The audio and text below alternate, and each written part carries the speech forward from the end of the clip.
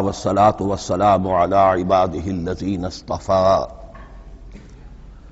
خصوصا على أفضلهم وخاتم النبيين محمد الأمين وعلى آله وصحبه أجمعين. أما بعد فأعوذ بالله من الشيطان الرجيم. بسم الله الرحمن الرحيم. الحمد لله رب العالمين الرحمن الرحيم مالك يوم الدين إياك نعبد وإياك نستعين اهدنا الصراط المستقيم صراط الذين أنعمت عليهم غير المغضوب عليهم ولا الضالين آمين. رب اشرح لي صدري ويسر لي أمري واحلل عقدة من لساني يفقهوا قولي. اللهم ربنا ألهمنا رشدنا وأعذنا من شرور أنفسنا. اللهم أرنا الحق حقا وارزقنا اتباعه وأرنا الباطل باطلا وارزقنا اجتنابه. اللهم ربنا يسر لنا أمورنا كلها وأتمم لنا بالخير وتقبل منا فإنك خير المتقبلين آمین یا رب العالمین. معزز حاضرین اور محترم خواتین، ہم اللہ کے نام سے اس سال کی نماز تراویح کے ساتھ دورہ ترجمہ قرآن کا آغاز کر رہے ہیں. اس سے پہلے میں عرض کر چکا ہوں کہ اب میری عمر بھی کافی ہو چکی ہے. قمری حساب سے 68 برس مکمل ہو چکے ہیں اور مختلف قسم کے عوارض بھی مجھے لاحق ہیں، اور بہت سے احباب نے اور رفقا نے مشورہ دیا تھا کہ میں اتنا بڑا بوجھ اپنے ذمے نہ لوں، لیکن میں نے خالصتاً توکلاً علی اللہ اس کی ہمت کی، اس کا ارادہ کیا، اس کے لیے اہتمام بھی خصوصاً ہوا ہے. مجھے اندازہ ہے کہ اب میرے خیالات کی جو رو ہے وہ اب اتنی تیز نہیں ہے جتنی کبھی ہوا کرتی تھی. کراس ریفرنسز بھی جو ہیں قرآن حکیم کے وہ اتنے مستحضر نہیں ہیں جتنے کبھی ہوتے تھے، بلکہ واقعہ یہ ہے کہ میری زبان بھی بعض اوقات لڑکھڑاتی ہے، اس لیے کہ مجھے جو ادویات استعمال کرنی پڑتی ہیں ان کا اعصاب پر بھی اثر ہوتا ہے، اور جو ہمارے اعضائے رئیسہ ہیں ان پر بھی اثر ہوتا ہے. بہرحال ان سب کے علی الرغم اللہ کا نام لے کر آغاز کر رہے ہیں. میری انتہائی نگارش یہی ہے، تیرے نام سے ابتدا کر رہا ہوں. ابھی میں نے سورہ فاتحہ کی تلاوت کی اور آپ نے سماعت فرمائی. یہ سورہ مبارکہ مصحف کے اعتبار سے تو پہلی صورت ہے ہی، سب کو معلوم ہے، لیکن یہ بھی نوٹ کر لیجئے کہ یہ نزول کے اعتبار سے بھی سب سے پہلی مکمل صورت جو حضور پر نازل ہوئی وہ یہی ہے. اس سے قبل متفرق آیات نازل ہوئی. 5 آیتیں سورہ علق کے آغاز میں، کچھ آیتیں سورہ قلم یا سورہ نون کے آغاز میں، کچھ آیتیں سورہ مزمل کی ابتدا کی، کچھ آیتیں سورہ مدثر کے آغاز کی. 5ویں وحی تقریباً اس پر اجماع ہے کہ یہ سورۃ الفاتحہ کی ہے، اور یہ مکمل سورت ہے جو حضور پر نازل ہوئی. سورۃ الفاتحہ کے معنی ہوئے افتتاحی سورت. فتح یفتح کے معنی ہے کھولنا، مفتاح کنجی کو کہتے ہیں، چابی کو. تو یہ اوپننگ سورہ آف دی قرآن، قرآن حکیم کی افتتاحی سورت. ویسے جیسا کہ میں تعارف قرآن کے ضمن میں عرض کر چکا ہوں، عربوں کا یہ مزاج تھا کہ جس چیز سے انہیں خصوصی محبت ہوتی تھی اس کے بہت سے نام رکھتے تھے. اس کے بھی بہت سے نام ہیں. سورۃ الفاتحہ سب سے عام ہے، لیکن الکافیہ، الشافیہ، ام القرآن، اساس القرآن، کم سے کم یہ 4 نام تو میں سمجھتا ہوں کہ ہر مسلمان کو مزید معلوم ہونے چاہیے، اور بھی بہت سے نام. اس سورہ مبارکہ کی بالاتفاق و بالاجماع 7 آیتیں ہیں، اگرچہ ان کی ترتیب میں کچھ اختلاف ہے. ایک رائے یہ ہے، اور یہ رائے امام شافعی کی بھی ہے اور بصرہ کے جو قراء تھے ان کی بھی ہے، کہ آیت بسم اللہ بھی سورہ فاتحہ میں شامل ہے، اس کا جز ہے، وہ اس کو شامل کر کے پھر 7 آیتیں بناتے ہیں، تو آخری جنہیں ہم 2 آیتیں سمجھتے ہیں، صراط الذین انعمت علیہم غیر المغضوب علیہم ولا الضالین، وہ ان کے نزدیک ایک آیت ہے۔ تو گویا کہ نتیجہ یہ نکلا کہ آیتوں کی تعداد 7 ہی رہتی ہے۔ امام ابو حنیفہ رحمۃ اللہ علیہ کا موقف اور کوفے کے جو قراء تھے ان کا بھی موقف یہ ہے کہ آیت بسم اللہ نہ سورہ فاتحہ کا جز ہے نہ کسی اور سورت کا جز ہے، سوائے ایک مقام پر جہاں حضرت سلیمان علیہ السلام کا خط جو ہے نقل ہوا ہے، جو انہوں نے ملکہ سبا کو لکھا تھا، انہ من سلیمان و انہ بسم اللہ الرحمن الرحیم، تو قرآن کے متن میں صرف اسی جگہ پر یہ آیت شامل سمجھتے ہیں، باقی یہ صرف علامت کے طور پر کہ یہاں سے ایک نئی سورت شروع ہو رہی ہے درج کی گئی ہے۔ اس سورہ مبارکہ کو الصلاح قرار دیا گیا ایک حدیث میں، اس کا جو اسلوب ہے وہ دعا کا ہے، اور دعا کے ساتھ اس کی جو مناسبت ہے، اور پھر اسی کی وجہ سے ہماری نماز کا یہ جزو لا ینفک بنا دیا گیا، بلکہ ایک حدیث جو میں آپ کو سناؤں گا اس میں اسی کو نماز قرار دیا گیا، الصلاح یہی ہے۔ ویسے وہ حدیث مبارک موجود ہے، من لم یقرأ بفاتحۃ الکتاب لا صلاۃ لمن لم یقرأ بفاتحۃ الکتاب، جو شخص سورہ فاتحہ کی تلاوت نہیں کرتا اس کی کوئی نماز نہیں۔ اس کے حوالے سے بھی ہمارے ہاں 2 مسلک ہیں، ذکر صرف اس لیے کر رہا ہوں کہ آپ کے علم میں ہو، ان میں کوئی بنیادی فرق نہیں ہے، کسی بھی ایک رائے کا انسان قائل اور حامل ہو سکتا ہے بغیر اس کے کہ دوسرے کو بالکل غلط قرار دے، بلکہ یہ کہ اس کے لیے بھی گنجائش اپنے ذہن میں اور اپنے دل میں رکھے۔ تو ایک رائے یہ ہے کہ یہ میں کیا عرض کر رہا تھا، کوئی بھول گیا ہوں۔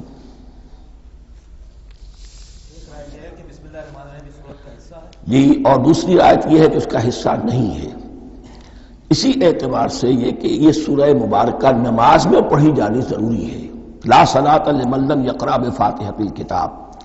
البتہ یہ اختلاف ہے، یہ بات جو میں ذکر کر رہا تھا جو ذہن سے نکل گئی، کہ آیا مقتدی جو ہے امام کے پیچھے کھڑا ہو کر جب نماز پڑھ رہا ہو تو کیا اس صورت میں بھی اس کے لیے لازم ہے کہ سورہ فاتحہ پڑھیں؟ اس میں 2 رائے ہو گئی، بلکہ 3۔ ایک رائے انتہائی ہے اور وہ فقہ حنفی کی طرف منسوب ہے کہ اگر آپ امام کے پیچھے مقتدی کی حیثیت سے نماز پڑھ رہے ہیں تو کسی بھی رکعت میں آپ سورہ فاتحہ نہیں پڑھیں گے۔ ایک دوسری بالکل برعکس رائے ہے، وہ امام شافعی رحمۃ اللہ علیہ کی ہے کہ ہر حالت میں چاہے امام جہری رکعت پڑھا رہا ہو جس میں وہ بلند آواز سے سورہ فاتحہ پڑھ رہا ہو، اور چاہے وہ سری رکعت ہو، ہر حالت میں مقتدی کو بھی پڑھنی ہے۔ ایک تیسری رائے بین ہے، وہ امام مالک کی ہے رحمۃ اللہ علیہ، کہ جو سری رکعت ہے جس میں کہ امام بھی خاموشی سے پڑھ رہا ہے، مقتدیوں کو بھی پڑھنی چاہیے۔ جو جہری رکعت ہے جس میں کہ امام بلند آواز سے پڑھ رہا ہے، اس میں مقتدیوں کو خاموش رہ کر پوری توجہ جو ہے سننے پر صرف کر دینی چاہیے۔ اذا قرئ القرآن فاستمعوا له وانصتوا، جب قرآن پڑھا جا رہا ہو تو پوری توجہ اس کے پڑھنے پر مرکوز کر دو اور خود خاموش رہو۔ میرے اپنی رائے میں یہ تیسری رائے سب سے زیادہ صائب ہے، اور اس میں کسی طرح کی بھی کوئی پیچیدگی پیدا نہیں ہوتی۔ بہرحال اس سورہ مبارکہ کا جو اسلوب ہے میں نے عرض کیا دعائیہ ہے، البتہ قرآن مجید کے علم اور حکمت کے اعتبار سے، اس کے فلسفے کے اعتبار سے ایک بات سمجھ لینی چاہیے۔ قرآن کا فلسفہ یہ ہے کہ بنیادی ہدایت ہر انسان کے دل میں موجود ہے، بالقوہ، پوٹینشلی۔ یہ جو قرآن مجید یا اللہ کی کتابیں نازل ہوتی ہیں یہ انہیں ایکٹیویٹ کرتی ہیں، وہ اندر کی جو ڈورمنٹ کانشسنس ہے، خوابیدہ شعور جو ہے اسے بیدار کر کے، اور پھر یہ کہ اسے اجاگر کرتی ہیں۔ ہر سلیم الفطرت انسان اور سلیم العقل انسان، 2 سلامتی شرط ہیں۔ سلیم الفطرت، نیچر پرورٹڈ نہ ہو، فطرت مسخ نہ ہو گئی ہو، عقل سلیم ہو، ان دونوں چیزوں کا نتیجہ یہ نکلتا ہے کہ وہ انسان از خود بغیر کسی وحی کی رہنمائی کے، بغیر کسی نبی کی تعلیم کے سے استفادہ کیے ہوئے از خود بھی کچھ حقائق تک پہنچ جاتا ہے۔ اور وہ حقائق کیا ہے؟ نمبر ایک یہ کہ اس کائنات کا ایک خالق ہے اور وہ ایک ہے، اور وہ تمام صفات کمال سے متصف ہے۔ نمبر دو یہ کہ انسان کی زندگی صرف یہ زندگی نہیں ہے، بلکہ ایک اور زندگی ہے کہ جس میں اس زندگی کے اعمال کے نتائج برآمد ہوں گے۔ یہ دو باتیں، اس کی زیادہ وضاحت کے ساتھ جو ہے اس کا تذکرہ آئے گا سورہ لقمان میں، جہاں حضرت لقمان کی شخصیت کا تذکرہ ہے۔ لیکن یہاں صرف یہ بات سمجھ لیجئے کہ قرآن کا فلسفہ یہ ہے کہ ہر انسان میں، ہر فرد نوع بشر میں جو اپنی ولادت کے وقت مسلم ہوتا ہے، حضور کی حدیث ہے کل مولود یولد علی الفطرہ ابواہ یحودانہ او ینصرانہ او یمجسانہ، ہر بچہ نوع انسانی کا فطرت اسلام پر پیدا ہوتا ہے، وہ فطرت کے اندر وہ ہدایت ودیت ہے۔ اب اگر وہ فطرت بس نہیں ہوئی اور عقل جو ہے وہ صحیح رخ پر کام کر رہی ہے تو ان دو حقائق تک وہ انسان خود پہنچ جائے گا۔ لیکن ان دونوں حقائق تک پہنچنے کے بعد اب وہ دست بستہ دعا کرے گا کہ اے رب اب مزید ہدایت تو مجھے عطا فرما۔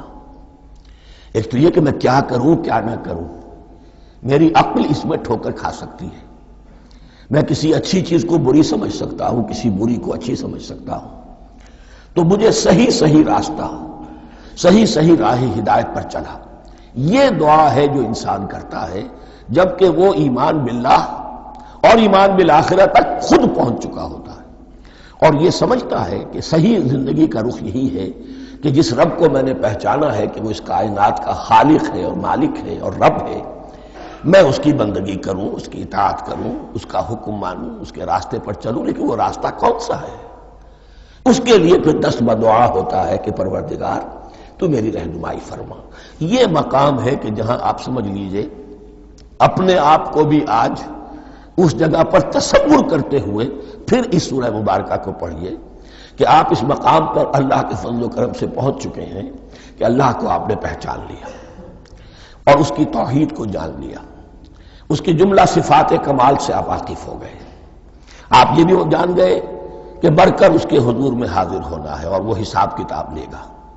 پھر آپ نے یہ عہد بھی کر لیا کہ اب زندگی گزارنی ہے اس رب کی بندگی میں، اسی کی فرما برداری میں۔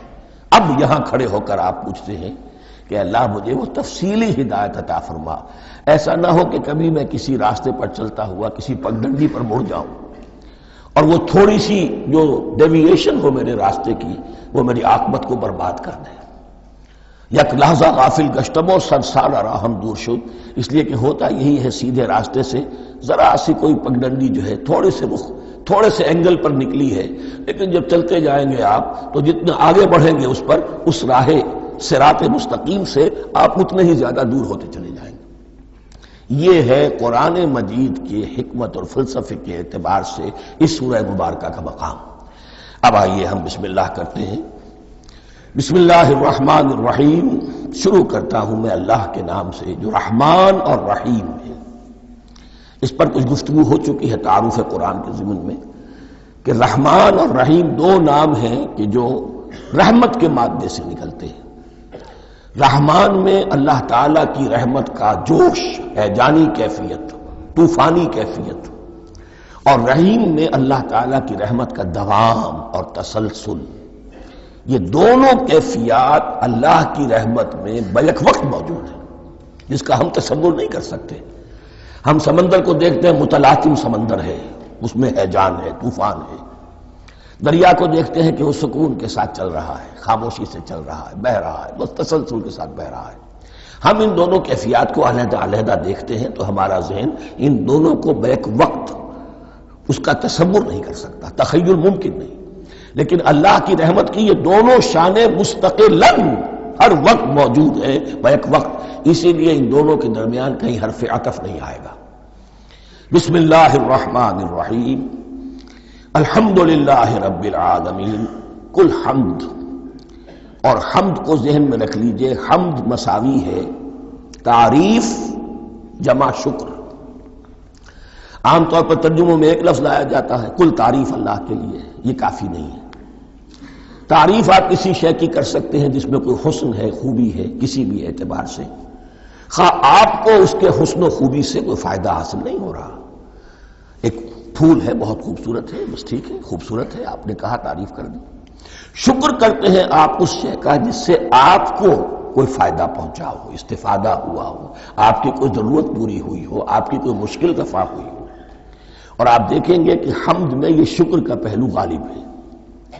جتنی بھی دعائیں ہیں حضور سے منقول، شکر کے مقام پر وہاں حمد آتا ہے۔ بھوک لگی ہوئی تھی، کھانا کھایا، الحمدللہ الذی اطعمنی وسقانی۔ اب یہاں دیکھیے ترجمہ تعریف نہیں، شکر ہے اس اللہ کا جس نے مجھے کھلایا اور پلایا۔ آپ بیت الخلاء سے باہر آئے، نجاستیں آپ سے دور ہو گئیں، طبیعت میں انشراح ہوا، الحمدللہ الذی اذھب عنی الاذی وعافانی۔ وہ شکر ہے اس اللہ کا جس نے اذیت بخش چیزیں مجھ سے دور کر دیں اور مجھے عافیت بخشی۔ تو یہ الحمدللہ رب العالمین، اللہ تعالیٰ کا حسن و کمال اور حسن و جمال اپنی جگہ بھی اس انتہا کا ہے کہ جتنی تعریف اس کا حق ہے ہم کر ہی نہیں سکتے، لیکن اس کے احسانات اور انعامات ہم پر اتنے ہیں کہ ہم ان کو بھی گن نہیں سکتے۔ لہذا ایک ہی احصاء ہم نے کر دیا الف لام کے ساتھ، الحمدللہ رب العالمین۔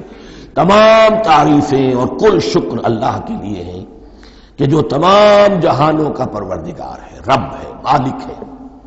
رب میں ایک مفہوم ہوتا ہے ربوبیت کا، اور اس میں مفہوم شامل ہوتا ہے تربیت کا، ربیانی صغیرہ۔ تو مالک ہونا اور تربیت دینا، آپ جس شے کے مالک ہوں گے آپ چاہیں گے اس میں بڑھوتری ہو، اس میں اضافہ ہو، وہ نشو و نما پائے۔ تو یہ دونوں چیزیں آپس میں ایک دوسرے کا جڑی ہوئی ہیں، پروردگار بھی اور مالک بھی۔ عام طور پر عربی میں رب کا لفظ مالک کے لیے آتا ہے، رب البیت، رب الدار، رب المال۔ تو مالک وہاں پر ظاہر بات ہے کہ اس سے مراد کیا ہے، مال والا، گھر والا، گھر کا مالک۔ تو کل شکر اور کل تعریف اس اللہ کے لیے ہے جو تمام جہانوں کا مالک بھی ہے اور پروردگار بھی ہے۔ الرحمن الرحیم، رحمان ہے اور رحیم ہے۔ اب دوبارہ اس کی میں وضاحت نہیں کروں گا۔ مالک یوم الدین، یوم دین کا مختار مطلق ہے۔ دین عربی زبان میں کہتے ہیں بدلے کو، دناہم کما دانو، کما تدینو تو دانو، یہ کہاوت ہے۔ جیسے اردو میں ہم کہتے ہیں جیسا کرو گے ویسا بھرو گے، کما تدینو تو دانو، تو یہ ہے بدلہ۔ اس کا بنیادی مفہوم جو ہے وہ بدلہ ہے۔ تو بدلے کا ایک دن ہے جس دن فیصلہ ہوگا کہ کون کیا کما کر لایا ہے اور اسے کیا بدلہ ملنا چاہیے۔ آیا اس کا برائیوں کا پلڑا بھاری ہے کہ اسے سزا ملنی چاہیے، یا اس کی حسنات اور نیکیوں کا پلڑا بھاری ہے کہ اسے جزا ملنی چاہیے، اس کا انعام اور اکرام کے ساتھ معاملہ کیا جانا چاہیے۔ وہ ایک دن ہے، اسے ہم یوم القیامہ کہتے ہیں۔ اور لیکن اصل بات جو یہاں کہی گئی، یعنی ایک جملے میں تین باتوں کا اعتراف ہو رہا ہے۔ بعث بعد الموت، ایک دن آئے گا کہ ہم مرنے کے بعد تمام انسان اٹھا لیے جائیں گے، پھر حساب و کتاب، پھر اللہ کے ہاں حاضری ہوگی اور حساب کتاب ہوگا۔ اور تیسرے یہ کہ اس حساب کتاب کے دن کا مختار مطلق اللہ ہے، یعنی کسی اور کو اپنے ذہن میں سہارا بنا کر آپ زندگی گزاریں کہ وہ مجھے چھڑا لے گا، یا وہ ہستی جو ہے اتنی زوردار ہے کہ وہ مجھے بچا لے گی، اس سے اپنے دل کو، اپنے ذہن کو بالکل پاک کر لیجئے۔ مالک یوم الدین، ایک دوسری جگہ پر قرآن میں آیا ہے، اس روز کوئی پکارنے والا پکارے گا، لمن الملک اليوم للہ الواحد القہار، آج کے دن کس کا اختیار مطلق ہے؟ اور پھر کہا جائے گا اللہ کے لیے، الواحد قہار، جو پوری طرح چھایا ہوا ہے، بس تولی ہے۔ تو مالک یوم الدین، جو جزا و سزا کے دن کا مالک ہے۔ اب یہاں سے کلام ایک رخ بدل رہا ہے۔ ابھی تک تو یہ غائبانہ انداز میں کلام ہو رہا ہے، اللہ سے خطاب نہیں آیا اس میں ابھی۔ الحمدللہ رب العالمین الرحمن الرحیم مالک یوم الدین۔ اب خطاب ہے، ایاک نعبد و ایاک نستعین، ہم صرف تیری ہی بندگی کرتے ہیں اور کریں گے، اور ہم صرف تجھ ہی سے مدد مانگتے ہیں اور مانگیں گے۔ یہ ترجمہ میں کیوں کر رہا ہوں کہ یہ فعل مضارع ہے۔ عربی زبان میں فعل مضارع حال اور مستقبل دونوں کو کور کرتا ہے۔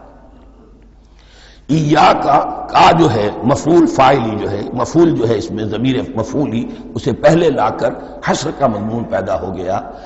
ہم تیری بندگی کرتے ہیں نہیں، ہم تیری ہی بندگی کرتے ہیں اور کریں گے۔ حال میں ترجمہ کیجئے تو یہ اظہار حال ہے، اور مستقبل میں ترجمہ کیجئے تو یہ ایک عہد ہے، قول و قرار ہے، بہت بڑا معاہدہ ہے۔ وَإِيَّاكَ نَسْتَعِينُ، اور صرف تجھ ہی سے مدد مانگتے ہیں اور مانگیں گے۔ اس میں بھی حال کا ترجمہ اظہار حال، اللہ کرے کہ واقعی ہمارا حال وہی ہو، جب ہم یہ الفاظ کہتے ہیں تو واقعتاً ہم اس پر پورے اتر رہے ہوں کہ اسی کی بندگی کر رہے ہوں اور اسی سے ساری استعانت اور استمداد کر رہے ہیں۔ جہاں تک مستقبل کا تعلق ہے وہ پھر ایک عہد ہے۔ اهدنا الصراط المستقیم، یہ مقام وہ آ گیا کہ یہاں تک تو اے پروردگار ہم پہنچ گئے، تیرے فضل سے، تیرے کرم سے۔ فطرت سلیمہ بھی تیری عطا کردہ تھی، عقل سلیم بھی تیری ودیعت کردہ تھی، ان دونوں کی روشنی سے ہم یہاں تک تو پہنچ گئے۔ اب ہماری جو ضرورت ہے، احتیاج ہے، وہ کیا ہے؟ اهدنا الصراط المستقیم، ہدایت بخش ہمیں سیدھے راستے کی۔ یہاں دو باتیں سمجھ لیجئے۔ انفرادی سطح پر انسان کے لیے نہ معلوم کتنے مرحلے آتے ہیں ہر روز کہ جس میں وہ ایک چھٹک کر کھڑا ہو جاتا ہے، یہ کروں یا یہ کروں، دو آلٹرنیٹو سامنے آ رہے ہیں، فیصلہ کرنا مشکل ہو رہا ہے۔ قدم قدم پر ہدایت کی ضرورت ہے، اور اجتماعی طور پر نوع انسانی تین بڑے بڑے تمدنی مسائل میں واقعہ یہ ہے کہ تسلیم کر لیا جانا چاہیے کہ عقل انسانی اس کو راستہ نہیں دکھا سکتی۔ عام معاشرتی سطح پر مرد اور عورت کے درمیان حقوق اور اختیارات کا کیا توازن ہو، ناممکن ہے، انسان طے نہیں کر سکتا۔ انسان یا مرد ہے یا عورت ہے، عورت سوچے گی اپنے لحاظ، اپنے جذبات کا، اپنے خیالات کا لحاظ رکھے گی، مرد کے جذبات و احساسات کا اسے کوئی اس کا کوئی تصور ہی ممکن نہیں۔ مرد سوچے گا اسے اپنے احساسات معلوم ہے، لیکن یہ کہ عورت کے احساسات سے وہ نابلد ہے، ان کو محسوس کر ہی نہیں سکتا۔ لا محالہ وہ اپنے بارے میں وہ جو بھی نظام بنائے گا اس میں وہ اپنی بالادستی رکھے گا۔ وہ تو ایک ہی ہستی ہو سکتی ہے کہ جو دونوں کی خالق ہے، مرد کی بھی عورت کی بھی، اور اس کو دونوں سے محبت ہے، دونوں کا خیر خواہ ہے، دونوں کا رب ہے، دونوں کو پروان چڑھانا چاہتا ہے۔ اسی طرح فرد اور معاشرہ یا ریاست، حکومت اور ریاست ہمیشہ یہ چاہتی ہے کہ سارے اختیارات ہمارے ہاتھ میں آ جائیں، ٹوٹلیٹیرین سوسائٹی ہو، بس ہم حکم دیں اور لوگ اس پر چلیں۔ افراد یہ چاہتے نہیں، ہمیں آزادی ہونی چاہیے۔ اب آپ دیکھیے کہ دنیا میں کتنے جھگڑے چلتے ہیں اسی پر، فریڈم فریڈم فریڈم۔ وہ فریڈم واقعتاً اپنی جگہ پر ایک شے ہے، افراد کی آزادی ہونی چاہیے، لیکن افراد کی آزادی اتنی نہ ہو جائے کہ وہ مادر پدر آزاد ہو جائے، کوئی قانون، کوئی قاعدہ، کوئی اخلاقی کوئی حدود اور قیود جو ہے ان کا پابند نہ رہے۔ تو اب کہاں ہے وہ نقطہ اعتدال کہ جس میں انسان کے انفرادی آزادی، انفرادی اختیار اور ادھر اجتماعی مصلحتیں جو ہیں ان کو بیلنس کیا جا سکے؟ انسان طے نہیں کر سکتا، صرف اللہ ہی اس کے لیے نظام دے سکتا ہے۔ تیسرا مسئلہ ہے سرمایہ اور محنت، اس میں کیا توازن ہو؟ سرمایہ اور محنت دونوں مل کر کچھ بنا رہے ہیں، کچھ پروڈیوس کر رہے ہیں۔ اب اس میں نفع جو ہوا ہے اس میں سرمایہ کا کتنا حصہ ہونا چاہیے اور لیبر کا کتنا ہونا چاہیے، کون طے کر سکتا ہے؟ اس کے لیے بھی کہ ایسا نہ ہو کہ سرمایہ داری جو ہے آکاش بیل بن کر پورے معاشرے پر چھا جائے، اور غریب بیچارہ، مزدور بیچارہ، کاشتکار بیچارہ وہ گویا کہ چکی کے دو پارٹوں میں پس کر رہ جائے، اس کی کوئی حیثیت نہ رہ جائے۔ لیکن یہ کہ دوسری طرف اگر یہ کہ مزدور کا جو حق ہے اس سے زیادہ اس کو دے دیا جائے تو سرمایہ جو ہے وہ سکڑ جائے گا، شائی ہو جائے گا، وہ پھر میدان میں نہیں آئے گا۔ کیا کیا جائے؟ کون سا نقطہ عدل و اعتدال ہے؟ یہ تین مسائل ایسے ہیں، اہدنا الصراط المستقیم۔ تو یوں سمجھیے کہ ایک جو بنیادی ہدایت تھی، ایک اللہ کو پہچان لینا، یہ جان لینا کہ کل حسن و جمال اور تمام انعام و اکرام کا منبع اس کی ذات ہے، وہ رحمان ہے اور رحیم ہے، اور یہ جان لینا کہ مرنے کے بعد جی اٹھنا ہے، حساب کتاب ہے، فیصلہ ہوگا جزا و سزا کا، اور مختار مطلق اس دن کا اللہ ہے۔ پھر یہ عہد کر لینا ایاک نعبد و ایاک نستعین. اس کے بعد دعا پروردگار ہمیں ہدایت پر قائم رکھ، ہماری ہدایت میں اضافہ فرما. اس ہدایت کے لفظ کو سمجھ لیجئے، بنیادی ہدایت، تفصیلی ہدایت، قدم قدم پر ہدایت، ہدایت پر ہدایت. والذین اہتدوا زادہم ھدی، جو لوگ ہدایت کے راستے پر آتے ہیں اللہ ان کی ہدایت میں اضافہ کرتا ہے. تو یہ قدم قدم پر ہمیں ہدایت کی ضرورت ہے اور مرحلہ وار ضرورت ہے. ہدایت اس کو بھی کہتے ہیں کہ کسی نے آپ سے کوئی پتہ پوچھا، آپ نے کہا ادھر جانا، پھر دوسری گلی میں مڑنا، پھر جانا دو تین لائٹیں چلے جانا، پھر مڑنا وغیرہ وغیرہ. یہ بھی ہدایت ہے، نظری طور پر آپ نے بتایا ہے. ایک ہدایت یہ ہوئی کہ بھائی میں چلتا ہوں آپ کے ساتھ، میں آپ کو وہاں تک پہنچا دوں گا تاکہ آپ کو دقت نہ ہو. آپ نے منزل تک پہنچا دیا. ان دونوں کے درمیان، یہ تو میں نے ایک فرد کی مثال دی ہے، اللہ اور بندے کے درمیان نہ معلوم کتنے مراحل ہیں ہدایت کے. تو کسی وقت بھی انسان اپنے آپ کو ہدایت خداوندی سے مستغنا نہیں سمجھ سکتا، اور نہیں تو پروردگار جو ہدایت دی ہے اس کو ہدایت پر قائم رکھ. کیا پتہ شیطان کا کوئی حملہ، کیا پتہ ہمارے نفس کی کوئی شرارت کسی ایسے رخ پر ہمیں ڈال دے کہ اب تک کی ساری کمائی بھی ضائع ہو جائے. لہذا یہ نہ سمجھیے کہ جب یہ ساری چیزیں ان کو معلوم تھی، ان چیزوں کا تو اقرار کر رہے تو اب ہدایت کون سی مانگ رہے. تو ہدایت کا تو بڑا میدان کھلا ہوا ہے، اور اس ہدایت کی وہ جو میں نے آخری شکل آپ کو بتائی ہے کہ منزل مقصود تک پہنچا دے، یہ ہدایت بھی قرآن مجید میں اس معنی میں بھی لفظ آیا ہے کہ اہل جنت جب جنت میں داخل ہوں گے تو جو ترانہ حمد ان کی زبان پر اس وقت ہوگا وہ کیا ہے؟ الحمدللہ الذی ہدانا لہذا وما کنا لنہتدی لولا ان ہدانا اللہ. کل شکر اس اللہ کا جس نے ہمیں یہاں تک پہنچا دیا، ہدایت دی یہاں تک پہنچا دیا. اور ہم ہرگز نہ پہنچ پاتے، ہم ہرگز ہدایت یافتہ نہ ہو سکتے اگر اللہ ہی ہمیں ہدایت نہ دیتا. اہدنا الصراط المستقیم، سیدھا راستہ.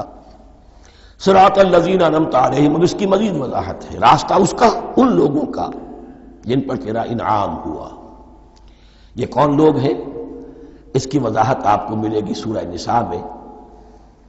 من یطع اللہ والرسول فاولئک مع الذین انعم اللہ علیہم من النبیین والصدیقین والشہداء والصالحین. چار طبقات ہیں منعم علیہم جن پر اللہ کا انعام ہوا ہے. چوٹی پر انبیاء کرام، اس کے بعد صدیقین کرام، اس کے بعد شہداء عظام، اس کے بعد عام صالح مسلمان صالح ہو. یہ بیس لائن ہے. اس سے اوپر کا درجہ شہداء کا ہے، اس سے اوپر کا درجہ صدیقین کا ہے، اور پھر اس سے اوپر کا درجہ انبیاء کا ہے. انبیاء میں سے پھر وہ بھی ہوتے ہیں کہ جو اولو العزم میں من الرسل ہیں. لیکن یہ چار طبقات ہیں، ان کے راستے پر ہمیں چلا. غیر المغضوب علیہم ولا الضالین، جو مغضوب علیہم نہیں ہوئے، جن پر تیرا غضب نہیں ہوا. اور غضب ہوتا ہے ان پر کہ جو ہدایت کے واضح ہونے کے بعد ہدایت کو ترک کر دیں، وہ ہے مغضوب علیہم. جنہیں ہدایت مل گئی ہو، ہدایت کو پہچان لیا ہو، پھر اپنی شرارت نفس کی وجہ سے، اپنی نفسانیت کی وجہ سے، اپنے تکبر کی وجہ سے، اپنے حسد کی وجہ سے وہ اس حق کو رد کر دیں، اس کو ترک کر دیں. ان پر اللہ کا غضب آتا ہے. اور اس میں اس کی بہت بڑی مثال تاریخ کے اعتبار سے یہودی ہے. اللہ نے انہیں ہدایت دی، کتابیں عطا کی، تورات، انجیل، زبور، سینکڑوں نبی ان میں مبعوث کیے. 1400 برس تک نبوت کا تار ٹوٹا ہی نہیں، مسلسل. ابتدا میں بھی 2 نبی، موسیٰ اور ہارون، اور اختتام پر بھی 2 نبی، عیسیٰ اور یحییٰ علیہ السلام. اور ان کے مابین کوئی لمحہ نہیں آیا ہے تاریخ بنی اسرائیل میں جبکہ کوئی نہ کوئی نبی موجود نہ ہو. لیکن انہوں نے اپنی شرارت نفس کی وجہ سے ہدایت تورات سے بھی منہ موڑا، اور پھر سب سے بڑی بات یہ کہ ہدایت محمدی سے، ہدایت قرآنی سے بھی صلی اللہ علیہ وسلم منہ موڑا. وہ ہے مغضوب علیہم ولا الضالین، اور نہ ہی گمراہ ہوئے. یہ لفظ جو آتا ہے عربی زبان میں گمراہ کا بھی ہے اور تلاش حق میں بھٹکنے والے کا بھی ہے. ایک وہ شخص ہے جس پر حق ابھی واضح نہیں ہوا، وہ تلاش میں ہے، اس کے لیے بھی ضال کا لفظ آئے گا. اسی طرح کوئی شخص کسی کے عشق اور محبت میں ایسا ہو جائے، دیوانہ ہو جائے، اس کو بھی ضال کہتے ہیں، یعنی اس کے اوپر جذبات کا اتنا غلبہ ہو گیا ہے کسی کی محبت اور عشق کی بنا پر۔ تو حضور کے لیے یہ لفظ آیا ہے وَوَجَدَكَ ضَالًّا فَهَدَىٰ، اور یہ تو سورۃ الضحیٰ ہے، اکثر بیشتر لوگوں کو یاد ہوگی۔ تو یہ جو ضال کا لفظ ہے، اس میں سمجھ لیجئے ضروری نہیں ہے کہ وہ گمراہ ہو، بلکہ وہ بھی کہ جو ابھی راہ ہدایت کی طلب میں، اس کے حصول کے لیے اس کی تلاش میں کوشاں ہیں، اور وہ بھی کہ جو کسی مغالطے کی وجہ سے حق سے منحرف ہو جائے۔ یہ بھی جان لیجئے کہ ایک ہے بدنیتی، تکبر، حسد، حق کو جان کر پہچان کر رد کر دینا یا چھوڑ دینا یا ترک کر دینا، ایک ہے کسی غلطی میں، کسی جذبات کے اندر آ کر، کسی غلو کے اندر مبتلا ہو کر اور حق سے منحرف ہو جانا۔ اس کی جو سب سے بڑی مثال ہے وہ نصارہ ہے، عیسائی ہے۔ حضرت مسیح کو انہوں نے مانا لیکن غلو کیا، یہ لفظ آئے گا آگے، لا تغلو فی دینکم، اپنے دین میں غلو نہ کرو۔ جیسے ہمارے ہاں بھی بعض لوگ ہیں جو حضور صلی اللہ علیہ وسلم کی تعریف میں، حضور صلی اللہ علیہ وسلم کے ساتھ اپنی محبت کے اظہار میں غلو کر جاتے ہیں۔ یہ انتہا درجے کو ہو گیا تھا حضرت مسیح علیہ السلام کے ماننے والوں میں، اور اس کی بنا پر انہوں نے تثلیث کا عقیدہ ایجاد کر لیا اور حضرت مسیح علیہ السلام کو اللہ کا بیٹا بنا دیا۔ تو اس کی سب سے بڑی مثال ضالین کی اس اعتبار سے کہ ہدایت پانے کے بعد کسی بدنیتی سے نہیں بلکہ کسی اچھے جذبے میں غلو کی وجہ سے، رسول سے محبت کرنا تو اچھا جذبہ ہے لیکن یہ محبت بھی ایک حد میں رہنی چاہیے، غلو کرے گی تو ظاہر بات ہے کہ اس کے بعد وہ گمراہی کی طرف لے جائے گی۔ تو یہ ہے اس سورہ مبارکہ کا ترجمہ، اور اس کے بعد آخر میں آمین کہنا یہ مسنون بھی ہے، کہنا چاہیے۔ البتہ اختلاف یہاں بھی صرف اتنا ہے کہ نماز میں جب آپ امام کے ساتھ ہیں، وہ اگر جہری قرات کر رہا ہے تو آیا اس کے بعد آپ کو بھی بالجہر کہنا ہے آمین یا نہیں کہنا، یہ اختلاف ہے، ان میں کوئی فرق واقع نہیں ہوتا۔ یہ چیز متفق علیہ کہ کہنا ہے آمین، بلکہ یہ آمین تو یہودیوں میں ہے، یہ آمین جو ہے یہ عیسائیوں میں بھی ہے۔ ان کی بھی جو پریئر، لارڈس پریئر ہے، اس کے بعد آمین، وہ آمین کہتے ہیں، وہ فرق، وہ لفظ ایک ہی ہے، اس لیے کہ عبرانی زبان اور عربی زبان، یا تو ہم یہ کہہ سکتے ہیں کہ دونوں بہنیں ہیں، کوئی ایک مشترک زبان تھی ان کی ماں جس کی یہ دو بیٹیاں ہیں، اور یا یہ کہنا پڑے گا کہ عربی زبان کی ماں جو ہے وہ عبرانی زبان ہے۔ بہرحال بڑا قریبی رشتہ عربی کا اور عبرانی کا ہے، اس اعتبار سے وہ آمین۔ اب آپ کو معلوم ہے ہم السلام علیکم وہ کہتے ہیں، وہ سلام کہتے ہیں، فرق کیا ہے؟ وہ تو تلفظ کا فرق ہے۔ اسی طریقے سے اور بہت سے الفاظ ہیں، میں بعد میں بتا۔ اب میں اس سورہ مبارکہ کے بارے میں خاص حدیث آپ کو سنانا چاہتا ہوں، اور اسی سے در حقیقت جو امام ابو حنیفہ کا موقف ہے رحمۃ اللہ علیہ، اس کی حقانیت مزید مبرہن ہو جائے گی۔ یعنی کیا کہ آیت بسم اللہ سورہ فاتحہ کا جز نہیں ہے، سورہ فاتحہ الحمدللہ رب العالمین سے شروع ہوتی ہے۔ وہ میں آپ کو بتانا بھول گیا کہ جن کے نزدیک یہ سورت کا جز ہے وہ پھر جہری قرات میں بسم اللہ الرحمن بھی بلند آواز سے کہیں گے، اور جن کے نزدیک یہ سورہ فاتحہ کا جز نہیں ہے وہ نہیں کہیں گے، وہ الحمدللہ رب العالمین سے قرات کریں گے۔ تو کوئی فرق نہیں ہے بنیادی۔ یہ حدیث جو ہے یہ مسلم شریف میں ہے اور حدیث قدسی ہے، اس کے راوی حضرت ابو ہریرہ ہیں رضی اللہ تعالی عنہ، اور اس حدیث نے اس سورت کے مضامین کا نہایت عمدہ تجزیہ کر دیا ہے۔ حدیث کے الفاظ سن لیجئے، قسمت الصلاۃ بینی و بین عبدی نصفین۔ اللہ تعالیٰ فرما رہے ہیں، حدیث قدسی ہے، میں نے نماز کو، صلاۃ کو اپنے اور اپنے بندے کے درمیان آدھا آدھا تقسیم کر لیا۔ فَنِصْفُهَا لِي وَنِصْفُهَا لِعَبْدِي، اس کا نصف جو ہے وہ میرے لیے ہے اور نصف جو ہے وہ میرے بندے کے لیے ہے۔ وَلِعَبْدِي مَا سَأَلَ، اور جو میرے بندے نے مانگا میں اسے دوں گا، میرا وعدہ ہے یا میں نے اسے دیا۔ اس کے بعد اس کی تفصیل آتی ہے، اذا قال العبد، جب بندہ کہتا ہے الحمدللہ رب العالمین، قال اللہ حمدنی عبدی، جب بندہ کہتا ہے الحمدللہ رب العالمین، اللہ فرماتا ہے میرے بندے نے میری حمد کی۔ وَإِذَا قَالَ الرَّحْمَنُ الرَّحِيمُ قَالَ اللَّهُ اثْنَى عَلَيَّ عَبْدِي، جب بندہ کہتا ہے الرحمن الرحیم، اللہ فرماتا ہے میرے بندے نے میری ثنا کی۔ وَإِذَا قَالَ مَالِكِ يَوْمِ الدِّينِ قَالَ اللَّهُ تَعَالَى مَجَّدَنِي عَبْدِي، میرے بندے نے میری تمجید بیان کی، میری بزرگی بیان کی۔ اب یہ تین آیتیں ہو گئیں، تینوں میں اللہ کی حمد ہے، ثنا ہے، تمجید ہے۔ یہ تین آیتیں خالص اللہ کے لیے ہو گئیں۔ اب چوتھی آیت آئی، ایاک نعبد و ایاک نستعین۔ اس کے بارے میں جب بندہ کہتا ہے اذا قال العبد ایاک نعبد و ایاک نستعین، قال اللہ تعالی ھذا ما بینی و بین عبدی ولعبدی ما سأل، یہ میرے اور میرے بندے کے درمیان ہے۔ یہ تو یوں سمجھئے کہ یہ گرہ لگ گئی ہے میرے اور میرے بندے کے مابین۔ اس نے مجھ سے قول و قرار کیا ہے، اس نے میری بندگی کا اعتراف کیا ہے، اس نے تسلیم کیا ہے کہ میری ہی بندگی کرتا ہے اور کرے گا، اور مجھ سے مدد چاہیے ہے۔ ھذا ما بینی و بین عبدی، یہ معاہدہ ہے۔ معاہدہ دو فریقوں کے مابین ہوتا، یہ میرے اور میرے بندے کے مابین ہے۔ وَلِ عَبْدِي مَا سَأَلَ، اور میں نے اپنے بندے کو دیا جو اس نے مانگا۔ وہ میری مدد چاہتا ہے، میری مدد اس کے شامل حال رہے گی۔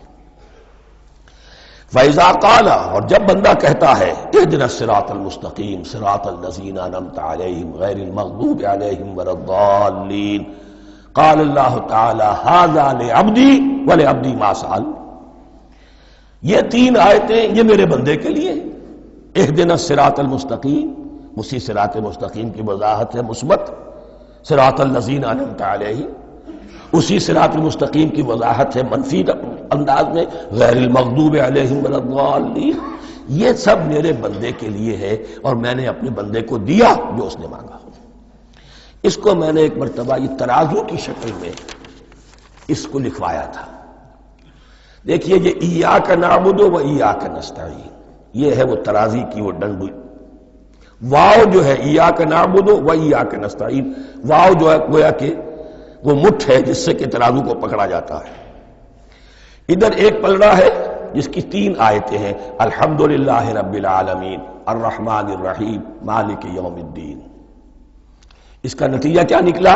ایاک نعبد۔ آپ نے شاید یہ سنا بھی ہو، ایک بہت ہی عمدہ قرات کا جو ریکارڈ ہے قاری عبدالباسط عبدالصمد کا، وہ یہیں سے چل کر سورہ فاتحہ کی قرات کر کے ایاک نعبد پر آ کر رکتا ہے۔ الحمدللہ رب العالمین الرحمن الرحیم مالک یوم الدین ایاک نعبد۔ گویا کہ یہاں یہ صورت بالکل ہاف ہو گئی ہے۔ تین آیتوں میں اللہ کی حمد ہے، ثنا ہے، تمجید ہے، جس کا نتیجہ ہم تیری ہی بندگی کرتے ہیں، تیری ہی اطاعت کریں گے۔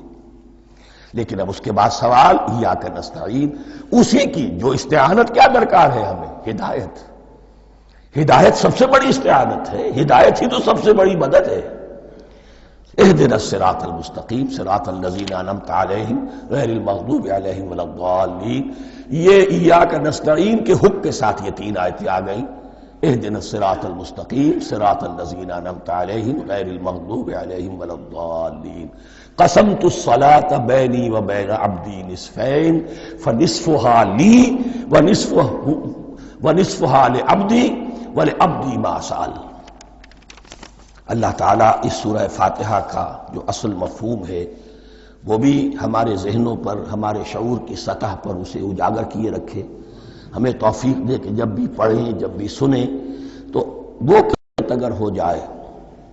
اس لیے کہ ایک حدیث ہے کہ الصلاۃ معراج المومنین، نماز تو اہل ایمان کے حق میں معراج کے درجے میں ہے۔ اس حوالے سے ہم یہ سمجھ سکتے ہیں کہ کوئی وقت ایسا آ سکتا ہے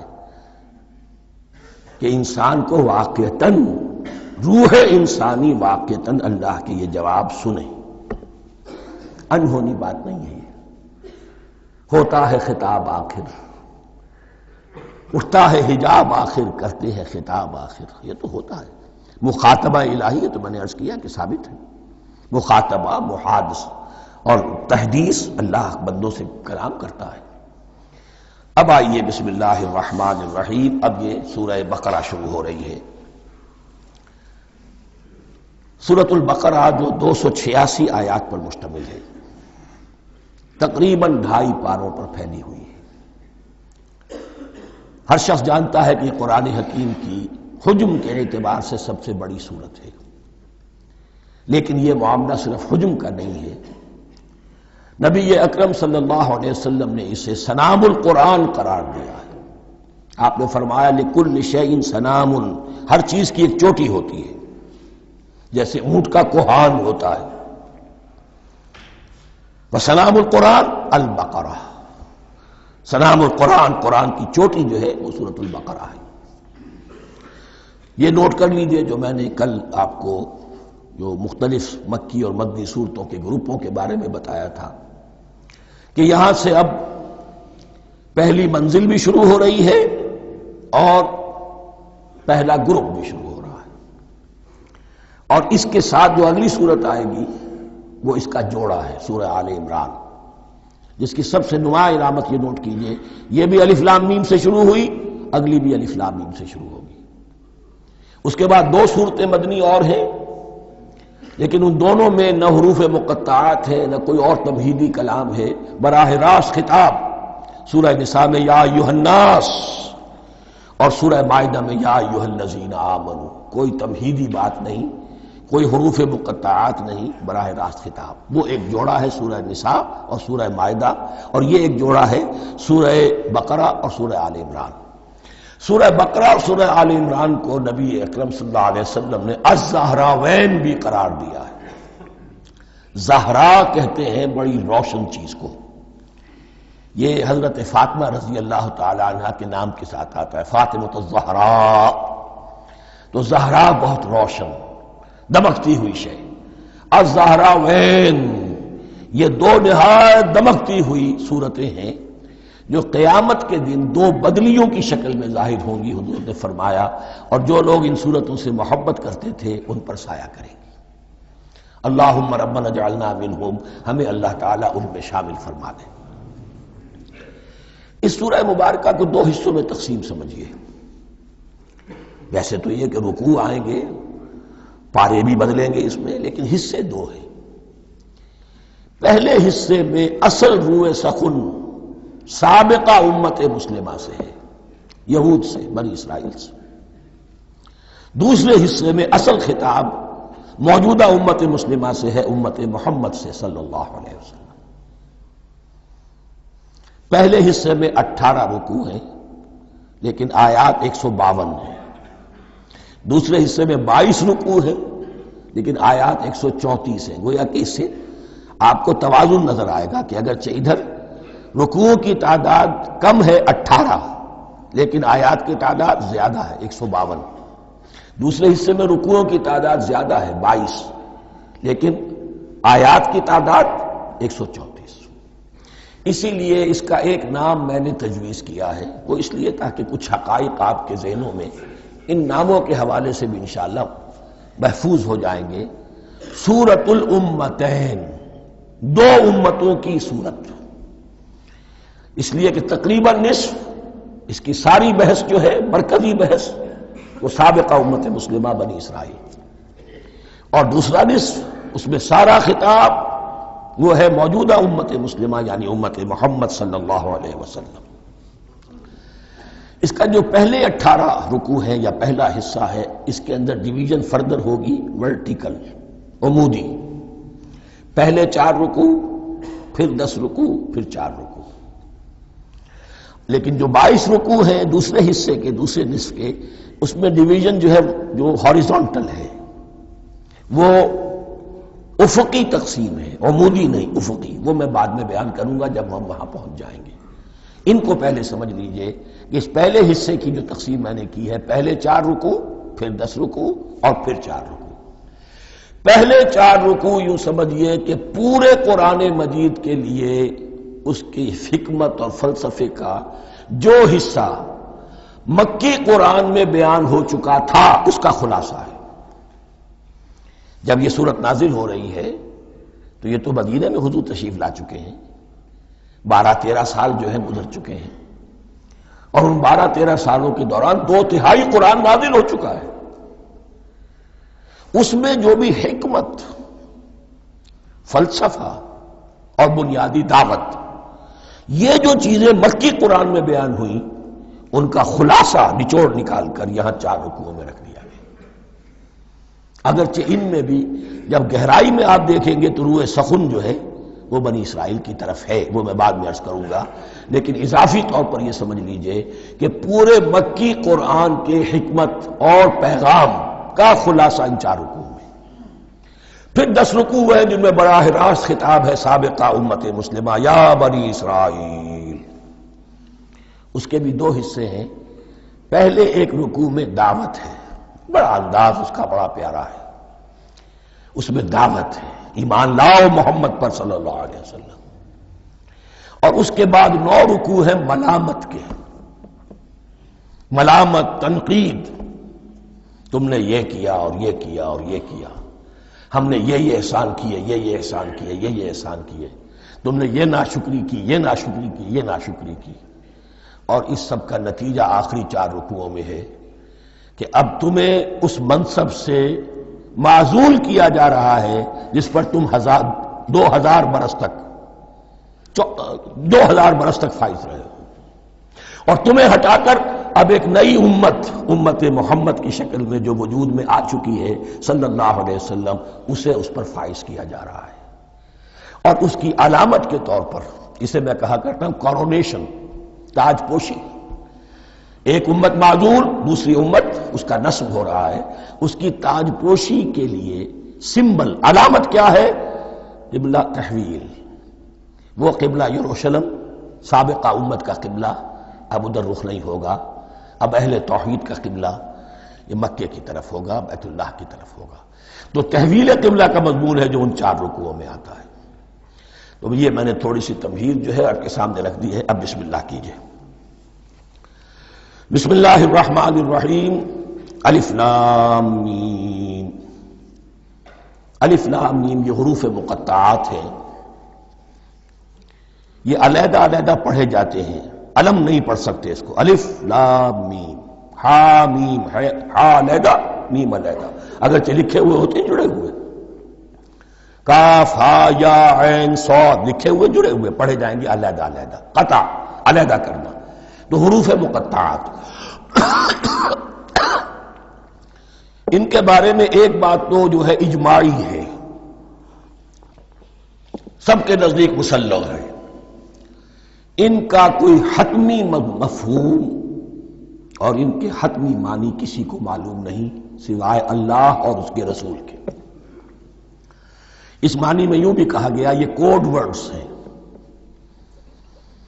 جیسے کہ کوئی میسیجز جو ہیں ادھر ادھر بھیجے جاتے ہیں، سیکرٹ میسیجز، تو کچھ کوڈ ورڈز ہوتے ہیں جس سے سمجھ میں آتا ہے کہ یہ بات واقعتاً صحیح سورس سے آ رہی ہے، واللہ عالم۔ لیکن اس کا کوئی مفہوم اور اس کے معنی جو ہیں وہ اتفاق اس پر ہے، اگرچہ بعض حضرات نے کچھ اپنی سی کوشش کی ہے، کچھ مفہوم جو ہے بنانے کی، وہ اپنی جگہ پر ہے، لیکن یہ کہ کسی حضرت عبداللہ ابن عباس رضی اللہ تعالی عنہما نے بعض ایسی کوششیں کی ہیں، لیکن ان کی رائے کو بھی ان کی ذاتی رائے سمجھا گیا ہے، امت نے اسے قبول نہیں کیا۔ اجماع اور کنسنسس اسی پر ہے کہ اس کے معنی اور مفہوم کسی کو معلوم نہیں سوائے اللہ اور اس کے رسول کے۔ البتہ بعض چیزیں ایسی ہیں کہ وہ اگر نوٹ کر لی جائیں تو شاید آئندہ ہے اس میں کچھ راز کھلنے کے امکانات پیدا ہو جائیں۔ دیکھیے عربی زبان کے جو الفابیٹس ہیں ان کی تعداد 29 ہے یا 28 ہے، میں بتا چکا ہوں۔ الف اور حمزہ کو ایک سمجھے تو 28 ورنہ 29۔ پہلی بات یہ نوٹ کیجئے قرآن حکیم کی 114 سورتوں میں سے 29 سورتوں میں ان کے شروع میں یہ حروف مقطعات آئے ہیں۔ دوسری بات یہ کہ اس میں 28 کا نصف کیجئے تو 14 استعمال ہوئے، 14 نہیں استعمال ہوئے، بالکل آدھی تعداد استعمال ہوئی ہے۔ تیسرے یہ کہ جو شروع اور آخر اور درمیان 3 حصوں میں تقسیم کر دیجئے آپ، 9 9 9 پلواڑی 27، ایک طرف 10 رہ جائیں گے۔ پہلے حصے میں سے بہت کم حروف لیے گئے، بہت کم۔ آخری حصے کے تقریباً تمام حروف ہیں، تقریباً۔ درمیانی حصہ وہ ہے کہ جس میں آپ نے دیکھا ہے کہ عربی میں جوڑوں کی شکل میں ہے، صاد ضاد، فرق کیا ہے نقطے کا، سین شین فرق کیا ہے نقطوں کا، را زا فرق کیا ہے نقطے کا۔ تو جو بھی نقطے والا لفظ ہے وہ نہیں لیا گیا، اور جو بغیر نقطے کے غیر منقوط ہے وہ لیا گیا۔ پھر اس میں 3 صورتیں ہیں جن میں ایک ایک حرف آیا ہے، سورہ قاف، سورہ نون، سورہ صاد۔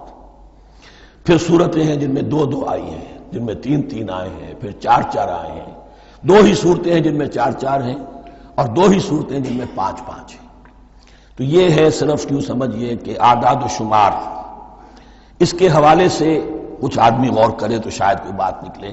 باقی وہ مثال میں آپ کو بتا دیتا ہوں کہ حضرت عبداللہ ابن عباس نے ایک رائے ظاہر کی کہ الف لام میم در حقیقت ایک جملے کا خلاصہ ہے، انا اللہ اعلم۔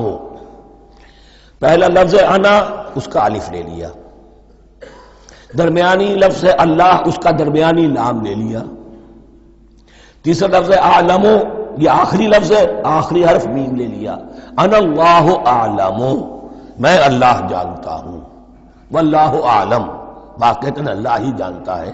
یہ حضرت عبداللہ ابن عباس کی رائے ہے، لیکن اگرچہ انہیں حبر الامت مانا گیا ہے، لیکن یہ کہ ان کی اس رائے کو بھی اکثر و بیشتر مفسرین نے قبول نہیں کیا۔ اب جو پہلے 2 رکوع ہیں اس سورہ بقرہ کے، ان کے بارے میں تعویل عام اور تعویل خاص کا ایک بڑا بنیادی فرق ہے جو نوٹ کر لینا چاہیے۔ جس وقت یہ صورت نازل ہو رہی ہے، میں عرض کر چکا ہوں کہ 12 سال ہو چکے تھے حضور کو اپنا فریضہ نبوت اور رسالت ادا کرتے ہوئے۔ ایک جماعت اچھی بھلی تیار ہو چکی تھی جنہوں نے حضور کی دعوت پر لبیک کہا، ایمان لائے اور آپ کی تعلیمات پر عمل کیا۔ وہ ایک گروہ موجود تھا، یہ ابو بکر ہے، یہ عمر ہے، یہ عثمان ہے، یہ طلحہ ہے، یہ زبیر ہے، یہ عبد الرحمن ابن عوف ہے، یہ مصعب بن عمیر ہے، دیکھ لو۔ اور ایک گروہ وہ تھا کہ جو حق کو جان کر پہچان کر محض اپنی ضد اور ہٹ درمی کی باعث وہ کفر پر اڑ گیا تھا۔ اور اب ایک تیسرا گروہ پیدا ہو رہا تھا مدینے میں آ کر، وہ ابھی ایمبریونک سٹیج میں ہے، کہ جو داعی ہے، مدعی ہے کہ ہم مانتے ہیں لیکن حقیقت میں نہیں مانتے۔ یہ 3 قسم کے گروہ دنیا میں ہمیشہ پائے جائیں گے، ہمیشہ۔ اب اسے میں اس کو لا رہا ہوں تعویل عام کی طرف۔ جب بھی کبھی کوئی دعوت اٹھے گی انقلابی، ایک ہوتا واعظ و نصیحت، ٹھیک ہے، جس نے بھی فائدہ اٹھایا اٹھا لیا۔ ایک ہوتی ہے دعوت انقلابی، وہ انقلابی دعوت کا ہدف ہوتا ہے نظام کو بدلنا۔ نظام بدلتا ہے تو ظاہر بات ہے کہ جو لوگ اس نظام میں، جن کے ویسٹڈ انٹرسٹ ہیں اور جن کو پریولیجز حاصل ہیں، جن کے مفادات ہیں، وہ تو لازماً اپنے نظام کا تحفظ کریں گے۔ ٹکراؤ ہوگا، تصادم ہوگا، تصادم میں جانی نقصان بھی ہوگا، مالی نقصان بھی ہوگا۔ یہ گویا کہ کسی انقلابی دعوت کے لوازم ہیں۔ اگر یہ شے نہ ہو تو دعوت انقلابی ہے ہی نہیں۔ اس اعتبار سے ہر انقلابی دعوت کے جواب میں 3 طبقے پیدا ہو جاتے ہیں۔ ایک وہ کہ جو اس دعوت کو قبول کرتے ہیں دیانت کے ساتھ، خلوص کے ساتھ، اخلاص کے ساتھ، اور پھر پوری جواں مردی کا ثبوت دیتے ہیں، ہر چہ بعد آباد، اب جو آئے سو آئے، جان دینی پڑے حاضر ہیں، مال دینا پڑے حاضر ہیں، کوئی تکلیف آئے، کوئی مشقت آئے، کوئی مصیبت آئے، کوئی قربانی کرے، حاضر۔ جب پکارا گیا، واپس نہیں پھیرا کوئی فرمان جنوں کا، اور تنہا نہیں لوٹی کبھی آواز جرس کی۔ خیریت جاں راحت تن صحت داما، سب بھول گئیں مصلحتیں اہل ہوس کی۔ ایک وہ لوگ ہوتے ہیں، ایک وہ لوگ ہوتے ہیں کہ جو اڑ جاتے ہیں ضد پر، ہٹ درمی پر، ماننے کے باوجود، جاننے کے باوجود کہ بات تو ٹھیک ہے جو کہہ رہے ہیں، کیسے مان لیں؟ ہماری سیادت، ہماری چودراہٹ، ہمارے مفادات، ہمارے یہ ساری چیزیں ان سب کے اوپر زد پڑ رہی ہے۔ یہ لوگ اڑ جاتے ہیں، اور پھر کوئی دعوت، کوئی نصیحت، کوئی مزید افہام و تفہیم ان کے حق میں مفید نہیں ہوتی۔ اس لیے کہ صحیح بات ہے جو کہتے ہیں کہ سوتے کو تو جگایا جا سکتا ہے، جاگتے کو کیسے جگائیں؟ کوئی سویا ہوا ہے تو آپ اسے جگا دیں گے، جو جاگا ہوا ہے لیکن وہ بنا ہوا ہے، وہ اٹھنے کو تیار ہی نہیں ہے، تو آپ کیسے اٹھا دیں گے اس کو؟ تو جو لوگ جان بوجھ کر حق کو پہچان کر رد کر دیتے ہیں، پھر ان کے حق میں کوئی دعوت، کوئی نصیحت، کوئی تبلیغ، کوئی انذار، کوئی تبشیر مفید نہیں ہوتی۔ تیسرا درجہ ایسے لوگوں کا ہوتا ہے جو یا تو شروع میں آتے ہی شرارت کے ارادے سے ہیں، کوئی مصلحت ہے جس کی وجہ سے اس دعوت کو قبول کر لیا، کوئی ذاتی منفعت ہے جس کے لیے قبول کر لیا، یا یہ کہ شروع میں تو اخلاص کے ساتھ آتے ہیں لیکن جب قربانی دینے کا وقت آتا ہے تو ان کے اندر سیرت و کردار کی وہ مضبوطی نہیں ہوتی کہ ہر چباد آباد، یہ نہیں ہوتی، وہ پھر ڈگمگاتے رہتے ہیں، کبھی کچھ چلے پھر کہیں چھٹک کر رہ گئے، پھر کہیں کچھ چلے پھر چھٹک کر رہ گئے۔ یہ تیسرا طبقہ ہے کہ جو کہتا ہے، دعوی مدعی ہے کہ ہم نے مانا ہے، قبول کیا ہے، بات ٹھیک ہے، کچھ تھوڑا بہت چلتے بھی لیکن جہاں مشکل آئی چھٹک کر کھڑے ہو گئے، اوندھے منہ گر پڑے۔ یہ تیسرا طبقہ ہے۔ اس کے لیے لفظ ہمارے ہاں منافقین بھی ہے، لیکن اس رکوع میں آ کر ابھی ان 4 رکوعوں میں نہیں بلکہ سورہ بقرہ میں مکمل میں بھی کہیں نفاق کا لفظ نہیں آیا ہے، اس لیے کہ اسے مرض سے تعبیر کیا گیا۔ یہ مرض ہے ایک، اور اس مرض کے ذریعے سے لوگوں کے اندر جو ہے وہ ایک نفاق کا بیج پڑ رہا ہے، جو ظاہر ہوگا تو منافقت پوری کی پوری کھل کر سامنے آ جائے گی۔ روگ ہے انسانی شخصیت کا، اس حوالے سے وہ تیسری، اور یہ چونکہ اہم ترین حصہ تھا اور یہ مرض اب شروع ہو رہا تھا، مدینے میں، مکے میں نہیں تھا، لہذا زیادہ تفصیل سے اس کے بارے میں گفتگو ہوئی۔ اب ان 2 رکوعوں کا سلسلے وار مطالعہ انشاءاللہ اس دوسری نشست میں کریں گے۔ دوسری نشست سے مراد یہی ہے ابھی